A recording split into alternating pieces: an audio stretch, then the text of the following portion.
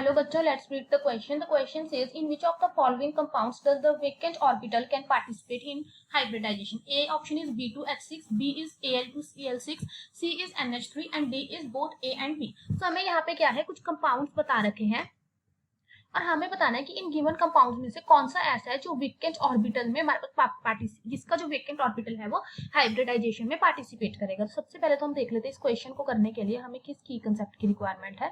सो इस क्वेश्चन को करने के लिए हमें हाइब्रिडाइजेशन का जो कंसेप्ट है उसके बारे में पता होना चाहिए कि किस तरह से हमारे पास बॉन्डिंग में कैसे इलेक्ट्रॉन्स पार्टिसिपेट कर रहे हैं।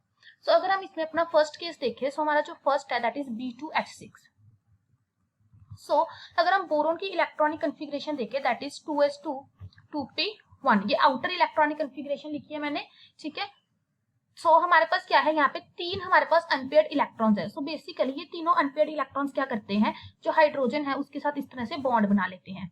एक एक इलेक्ट्रॉन H का आएगा और एक एक यहाँ पे है हमारे पास। लेकिन इस केस में अगर हम ऐसे देखें तो हमारे पास बोरोन में 6 इलेक्ट्रॉन है, मींस उसका ऑक्टेट जो है वो कंप्लीट नहीं है। सो क्या होगा, एक और बोरोन आएगा जिसमें हमारे पास इसी तरह के इलेक्ट्रॉन्स होंगे और क्या होगा, यहाँ पे जो बोरोन के ये इलेक्ट्रॉन होता है ये इधर भी इस तरह से शेयरिंग हो जाती है। इट मींस यहाँ पे हुआ क्या है, बोरोन ने क्या किया है, यहाँ पे ये जो इलेक्ट्रॉन एक्सेप्ट किया है वो कहाँ पे किया है, अपने वेकेंट ऑर्बिटल में। सो इसका मतलब जब इसकी बॉन्डिंग हो रही है तो उस केस में जो B2H6 है उसमें उसका वेकेंट ऑर्बिटल यूज हो रहा है हाइब्रिडाइजेशन में। सो हमारे पास क्या है, यहाँ पे बनाना बॉन्ड की फॉर्मेशन हो जाती है क्योंकि यहाँ पे बोरोन के वेकेंट p ऑर्बिटल्स भी यूज हुए हैं। तो हमें यहाँ पे जो हाइब्रिडाइजेशन देखने को मिलती है बोरोन की दैट इज sp3।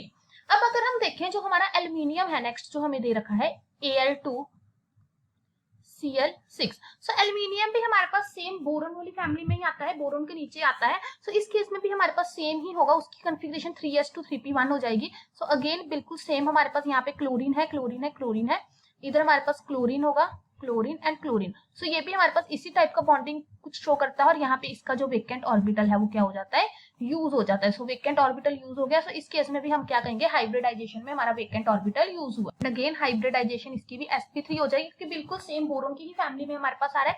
अब अगर हम थर्ड एग्जाम्पल देखें दैट इज NH3, इसको हम नेक्स्ट पेज पे देखते हैं।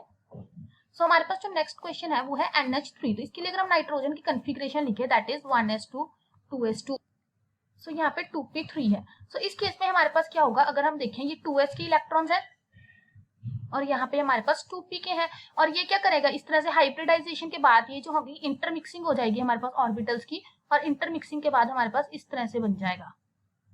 क्या होगा, यहाँ पे एक हाइड्रोजन जुट जाएगा, यहाँ एक हाइड्रोजन जुट जाएगा, यहाँ एक हाइड्रोजन जुट जाएगा और ये हमारे पास रहेगा लोन पेयर की फॉर्म में। सो इस केस में भी हमारे पास जो हाइब्रिडाइजेशन है वो क्या देखने को मिल रही है, sp3 हाइब्रिडाइजेशन है, बट यहाँ पे हमारे पास कोई भी वेकेंट ऑर्बिटल जो है वो इन्वॉल्व नहीं है। सो इसका जो करेक्ट आंसर आएगा that is NH।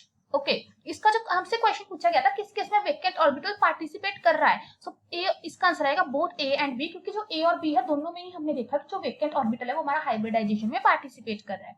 Hope you find the answer, best of luck.